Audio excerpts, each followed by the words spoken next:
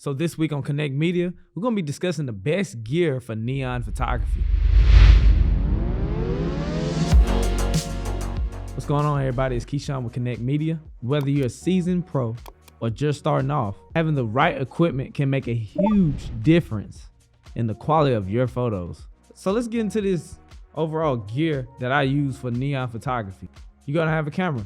It doesn't matter what type of camera you have when you go to shoot your setup, just as long as you have a nice camera. Of course, you want a nice quality camera, But for me, I use a medium format. I use the Fujifilm GFX 50S2. The only difference is the sensor in this camera is way bigger than your Sonys and your Canons and Nikons. So it has more pixel.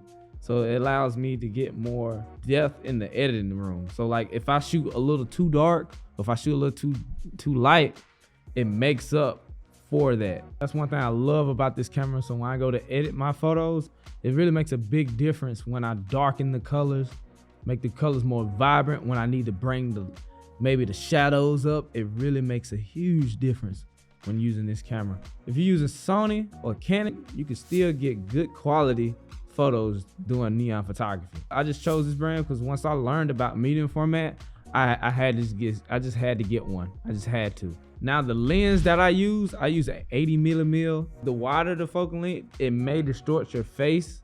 It may make your face wider, and the farther the focal length, it may make your face thinner. The best focal length to go for is either the 50 range to the 100 range. I just chose 80 in between because I feel like there's just a sweet spot right there.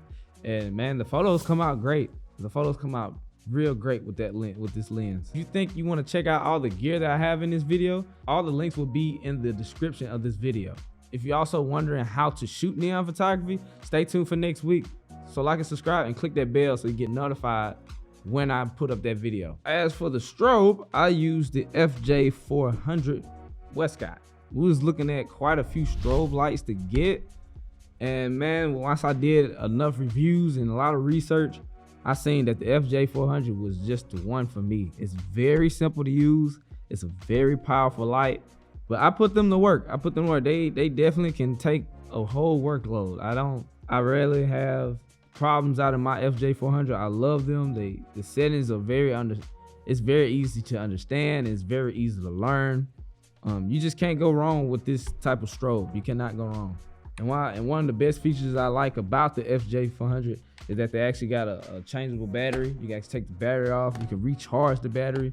I like that feature about it a lot. And also the glass that they put, the glass dome that they put here too. So when you want to use gels, let's say you want to put it inside a softbox and you can't use this, you can just wrap it around and that gel will not burn or melt since they got this glass dome.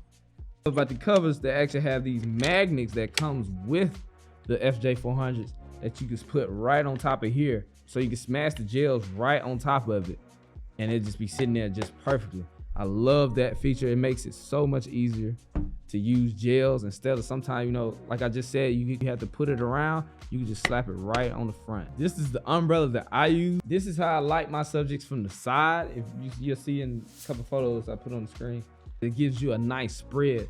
But I use the 41-inch umbrellas from Impact. You can't go wrong. I chose the silver instead of the white. I feel like the silver makes the colors pop more, and they kind of just bounce off easier, in my opinion. And like I said, I chose the umbrellas because it's an easier setup. You don't have to wrap around your gels and kind of bend them all the time just to get your gels inside the softbox. It's just a simple open it up like an umbrella, stick it through the little hole that they have on the FJ100, and you're ready to go. If you don't like the umbrellas and how it spreads, that's fine. Softbox is just as good. As far as my key light or my main light that I have in front of my subject, I kind of have it boomed up in kind of like a butterfly position. I use a 25-inch beauty dish for my key light. It's a very small.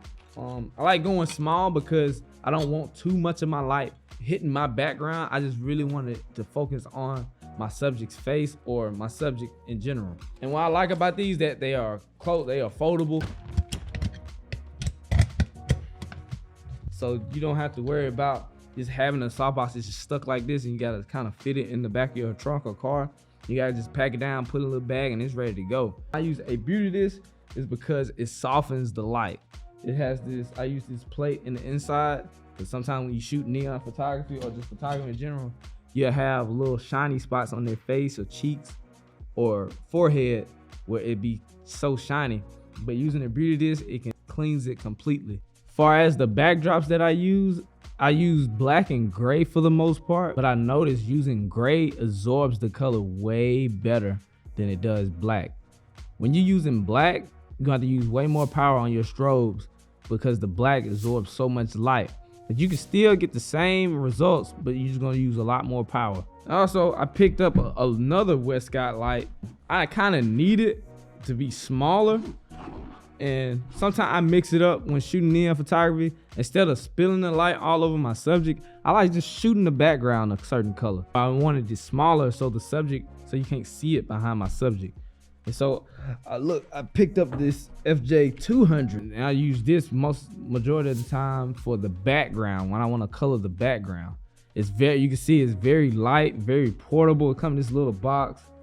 It got its own cover as well. And what I think one of my favorite features of this is the actual hood itself, because instead of using a magnet, that's a little ASMR here. Got a little ASMR. And I highly recommend not getting cheap stands for this type of equipment. I would definitely invest in some C stands. You do not want to have your stands or your lights falling on your subject, or just simply falling over and busting the glass dome on the Westcott or whatever strobe that you're using. So if you're in the market for some color gels, I definitely recommend the Roscoe Cal color kit. This kit is very great. They got, even in the kit, it gives you the numbers of the gel, so you won't get confused about which gel to use or get mixed up what shades of colors that you want to use. You can kind of narrow down what type of shade that you really want for your neon photography or for your setup. You just don't want to slap any colors onto your strobes and have them wear any type of color. Make sure you do the necessary preparations before your shoot. And there you have it. Once you get pretty much a camera, a strobe, a C stand or some stands, and the gels themselves, you're ready to go. Wonder how to get the right settings and the right looks for your next shoot? Stay tuned for next week. I'm gonna have some behind the scenes of some neon photography setups that I had in the past, and these recent shoots that I'm having coming up too. I wanna hear from you and how you shoot your photography and what you learned from shooting neon photography. I wanna hear that in the comments. Hey, if you made it this far, I just wanna say I appreciate you for watching the whole video and making it to the end. I can't wait to see you next week. I'll see you when I see you. Peace.